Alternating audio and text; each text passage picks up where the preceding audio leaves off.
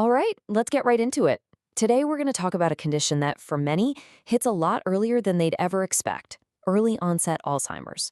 We're going to look at what it is, what the signs are, and what the path forward looks like, all based on some really great information from medical news today. You know that feeling, right? You walk into a room and completely forget why you're there, or a name is right on the tip of your tongue, but you just can't grab it. Yeah, we've all been there. Those little memory blips are a totally normal part of life. But what if those moments weren't just moments? What if they started happening more and more, really getting in the way of things, and started decades before you thought you'd ever have to worry about it? Well, that's when we shift from just simple forgetfulness to a much more serious conversation. So let's nail this down. What exactly is early onset Alzheimer's? What does that term really mean? Think of it this way. It's the same Alzheimer's disease that many of us have heard of, but the big difference is the timeline.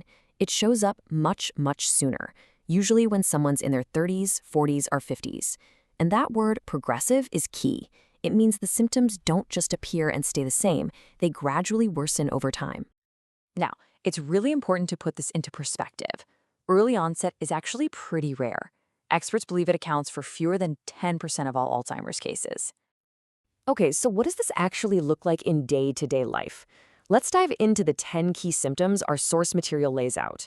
Really understanding these signs is the first most important step. No big surprise here, right? The first signs usually pop up in the area we most associate with Alzheimer's, a person's cognitive function. We're talking about how they remember things, how they think, and how they process the world around them. And listen, this is way beyond just forgetting an appointment. This is the kind of memory loss that really gets in the way of living, like asking the same question over and over again. It might be someone struggling to follow a recipe they've made 1,000 times, or suddenly having trouble keeping track of their monthly bills. It can even be finding it really hard to just follow or join in a conversation. But here is something that's really crucial to understand. It's not all about memory. The disease can also change a person's behavior, their personality, and even the way they physically see and interact with the world. For instance, someone might suddenly find it hard to judge distances when they're driving. They might misplace things all the time, and not just lose their keys, but put them in really weird places, like the refrigerator, and then have absolutely no idea how they got there. You might also see a real shift in judgment, like they stop paying attention to personal grooming. Or you could see big mood shifts, where someone who is always easygoing becomes confused, anxious, or just uncharacteristically irritable. And all of this, of course, brings up the biggest question for so many people. How in the world do you tell the difference between these symptoms and the normal changes that just come with getting older? The key difference isn't always what is happening, but rather the frequency and the impact it has. How often is it happening, and is it stopping them from being able to function on their own? That's the real distinction. This chart does a great job of showing the contrast.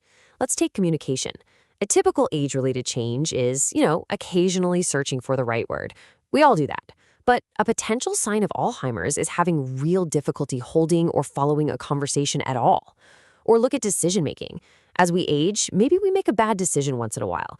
With Alzheimer's, it can be a significant change in judgment, like completely neglecting personal hygiene. So why does this even happen? And how do doctors figure it all out?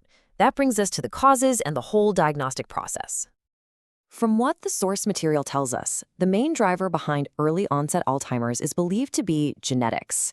In a lot of these cases, it's an inherited condition. So here's a quick, simple breakdown of how that works. A person inherits an altered gene from a parent. This gene change then causes these toxic proteins to start building up in the brain. Over time, these proteins form these sticky clumps called amyloid plaques, and it's these plaques that disrupt brain function and cause the symptoms we see. When it comes to getting a diagnosis, there's no single magic test. It's really more like detective work. A doctor will do a full evaluation. They'll look at the symptoms, talk to family members about what they've noticed, look at the person's entire medical history, and run a bunch of tests to rule out any other conditions that might be causing the issues. Getting a diagnosis is, without a doubt, a life-changing moment, but it's definitely not the end of the story.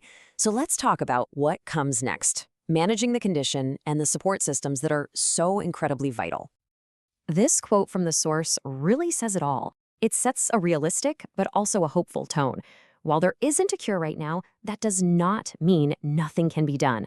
The focus is all about managing symptoms, slowing down the progression, and maintaining the best quality of life possible. So the approach to treatment is really a mix of different things. Yes, there are medications that can help with memory loss, but it goes way beyond that. It often involves behavioral therapy, counseling to help manage the huge emotional toll like anxiety and depression, cognitive stimulation therapy, and just tons of practical support to help the person live as independently as they can for as long as they can. And of course, one of the most powerful factors in this whole journey is support. While the person with the diagnosis is at the center of it all, the network of family and friends around them is just absolutely essential. So, what does good support really look like? Well, it starts with getting educated. Just learning about the disease builds so much empathy. It involves practical help like making a meal or offering a ride to appointments, but just as important is the connection, continuing to do activities together. And maybe the biggest thing of all, remembering that underneath all the symptoms, they are still the same person you've always known and loved. Ultimately, whether you're here because you're worried about your own health, or you're caring for a loved one, or you're simply trying to learn more, understanding is the foundation for everything. It's the first and most powerful step toward compassionate, effective care. The only question left is, what's your next step going to be?